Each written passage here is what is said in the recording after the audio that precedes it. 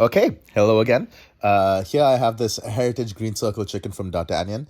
And this is it was a really tasty chicken. Firstly, I want to show you how small it is compared to my hand. That's how a chicken should be. If you were driving down the road and you drove past a farm that had like 1,007.5 foot 10-year-olds, you'd be like, there is something very wrong going over here. No amount of force feeding or anything can make a child look like that. There is some genetic stuff going on over here, and that is an affront to God.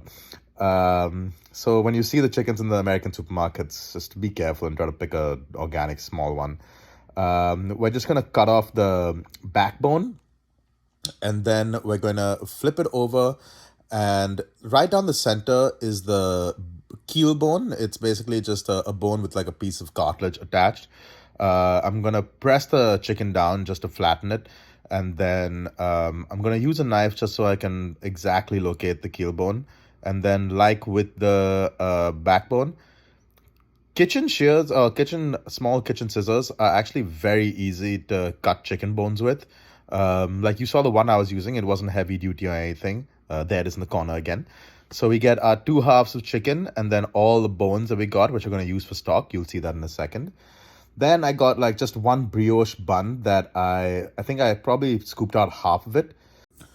Okay, this recipe does call for foie gras, so I got a couple of lobes of foie gras from D'Artagnan.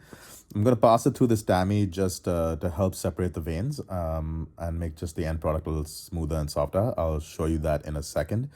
I did want to address, I get it, like it is not ethical to, super ethical to use foie gras. They do force feed the ducks to get their livers to grow like this. But, I think we as people live in a world with so much wrong that you have to overlook some. You don't have to overlook it at all. That's completely your prerogative. But if you're gonna make it a morality issue, if you're watching this on an iPhone, let me just show you the mines in which children mine cobalt for your iPhones. For the chips, actually, it's not just iPhones. If you're watching this on a Samsung Galaxy or any of the other Android phones as well, like this is how they get the cobalt, make the chips so that you can view this and continue to do your armchair activism on these phones. All this to say is that I think we all have our own agency and the things we're willing to overlook and not willing to overlook. And we should just be a little careful before we just plant judgment on people. Here's the vein that I was talking about earlier. Then I'm going to grab everything that was scooped out. You can see it's almost like aerated at this point. And yeah, this is a little messy, but sometimes the best cooking is. These are the breadcrumbs from earlier.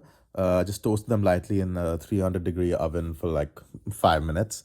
But just choose your own and toast it to your own liking. Then I did a spoonful of this truffle pate. And now we're just gonna stuff it under the skin. So you can get like spoonfuls of it under the skin. And then what you can do is you can use your hands to actually just spread it under the skin from the other side. Like you can see me just pushing it to all the corners over here. I feel sometimes if you work in fine dining, you feel like kind of like icky about showing some of this stuff. But the first food videos I fell in love with were like Jamie Oliver videos, which were, just rude boy, simple, getting messy kind of videos. And so that's how we're going to keep this one. I let it sit overnight in the fridge just so that the fat kind of hardened in between the skin of the flesh. And then we're going to take you should take some soft room temperature butter. I was in a hurry, and so I took some cold-ish butter that I'm spreading over the chicken. This just helps the skin get a even nice, crispy, glass-like texture.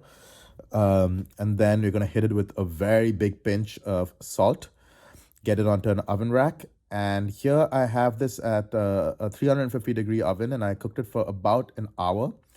And there we have it. This chicken recipe is a little more forgiving because there is so much fat that it kind of bastes the chicken as it cooks. So you have a little leeway when it comes to the cook.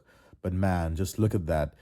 And it's so soft and tender and juicy. Like I can just press it apart with my hands.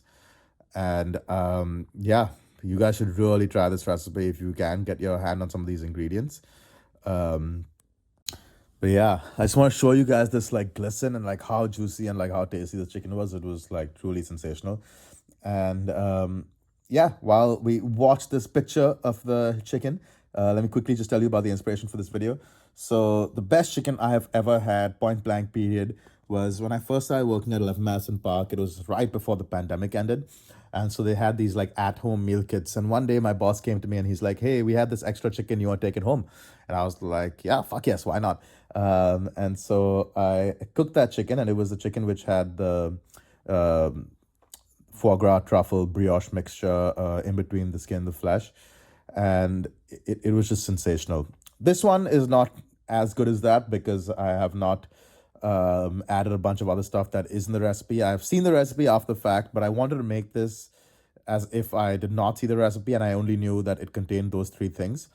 And so, with those three things, salt, butter, and a chicken, you can make probably one of the best tasting chickens you will ever have. And yeah, please enjoy, try it, give it a attempt. Um, Two lobes of foie gras, half of bun of brioche, one spoon of truffle pate, and you are good to go.